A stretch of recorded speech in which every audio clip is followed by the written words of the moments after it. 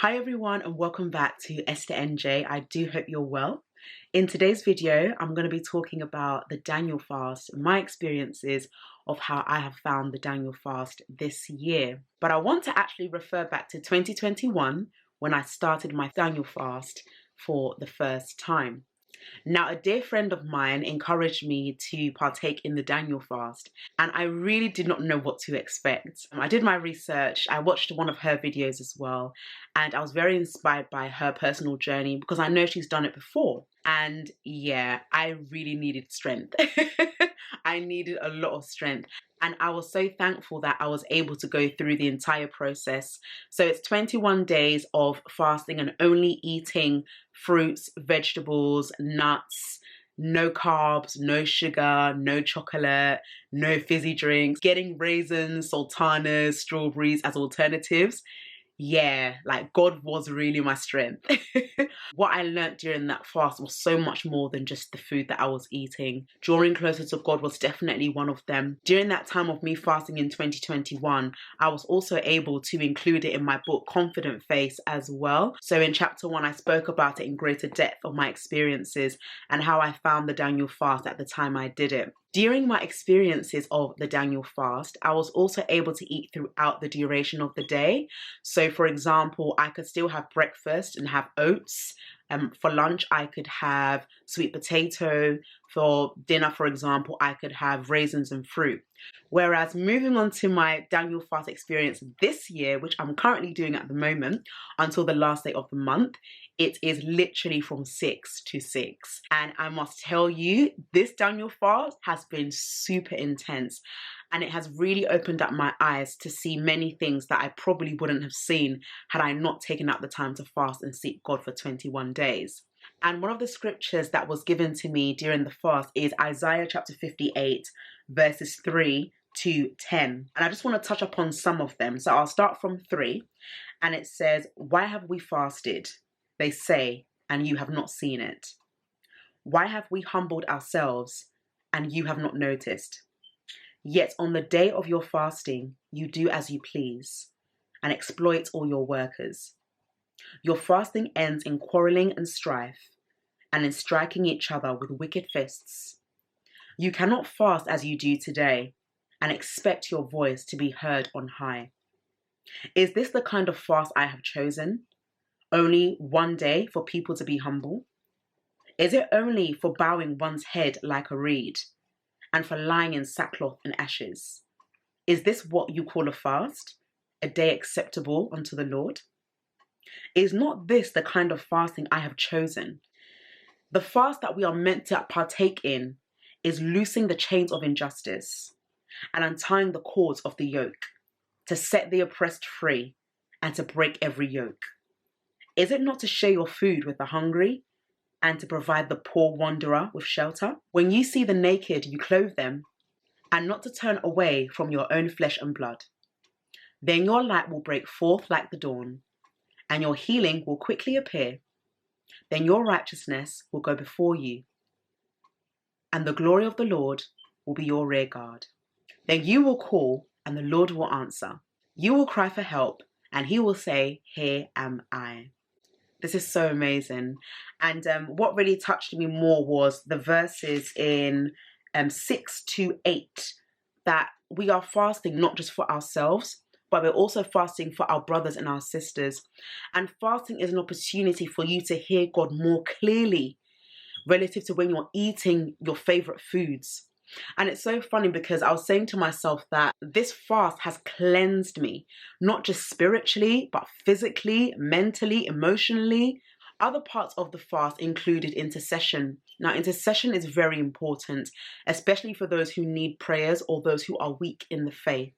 Being able to lay aside my needs and serve other people has brought so many blessings for opportunities my way.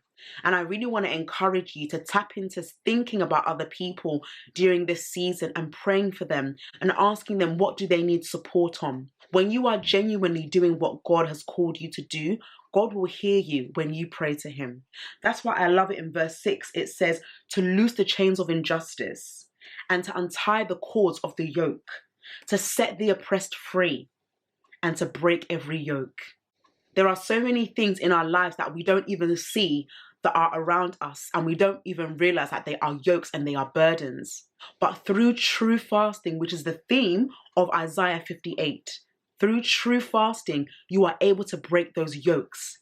And there are certain things that can only be broken when it comes to prayer and fasting. Prayer is not enough. You need to add fasting to it, and you also need to add sacrificing and giving. And you try your best not to think about food, because goodness me, the amount of times I have been smelling good food, chicken, fish, rice, it's just like, no, Esther, no. But I'm telling you guys, you can do it. And I really encourage you to participate in this fast, especially if you want to hear God, or you want more of Him, or you want to see a change in your life. There has honestly been so many great changes in my life. And the first one is my skin.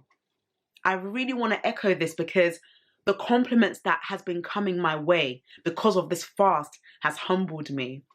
And in all honesty, fasting, yes, from your physical perspective, you might lose a bit of weight. You might look a bit smaller, but it is a good thing, because it is showing that you are disciplining yourself to not eat junk food. It's all about discipline and consistency. And it's always important to start a new year with discipline. So every January is also known as the fast of the first fruits, meaning that you're giving your whole month onto God and allowing Him to have His way in your life throughout the duration of the remaining 11 months to go. So it's really good that you discipline yourself now and put things in place that you know, okay, I'm going to get this, I'm going to get that, I'm going to go and do my shopping, I'm going to eat at a certain time. There are different times that people tend to eat. So from 6 to 12, 6 to 3 and 6 to 6. Some people, they actually don't eat at all. And some people, they just drink water from 6 to 6. And for the whole 21 days, it's just water. I do believe it's important for you to seek God regarding the times that you can do. Some people, they work a 9 to 5 and they do need the strength to keep consistent with their work, especially if they're sitting down all day on a computer. Other people, they're really good at working from home, so they're okay with balancing their time. But it all depends on you and your time schedule, and you communicating with God on what you can do. He will surely honor the fact that you have dedicated time to seek Him during the Daniel fast. So remember that the Daniel fast is not just for you, but it's also for other people that you are looking to see changes in their lives.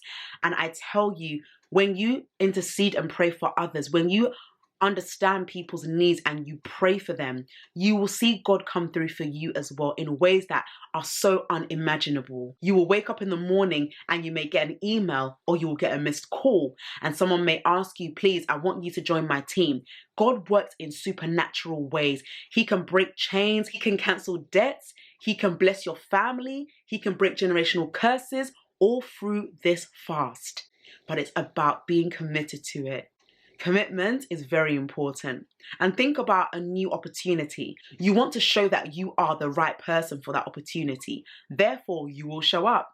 If I didn't participate in these two profound experiences of the Daniel fast, I don't believe I'll be where I am today. And not just about the journey that I'm on, but the encounter and the love that I have for God and our relationship that is growing deeper and deeper is so powerful.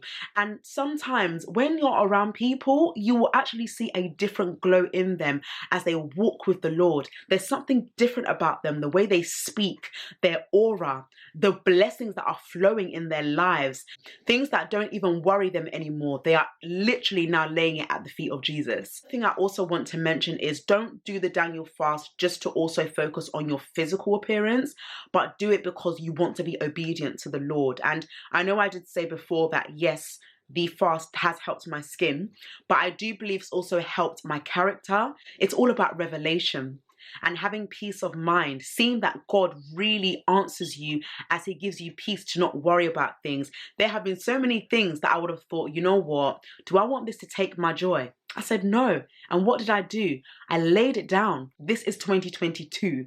You cannot go back to your past and worry and fast. Worrying and fast are not on the same level. You can't fast and then worry, because once the fast is done, you're meant to be changed. You're meant to be transformed. You're meant to be renewed by the word of God and by your mind.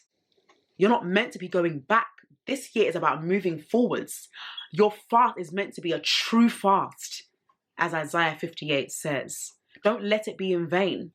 You want people to see that change in your life as you go along. And it does take time. Some breakthroughs come during the fast. Some breakthroughs come after the fast.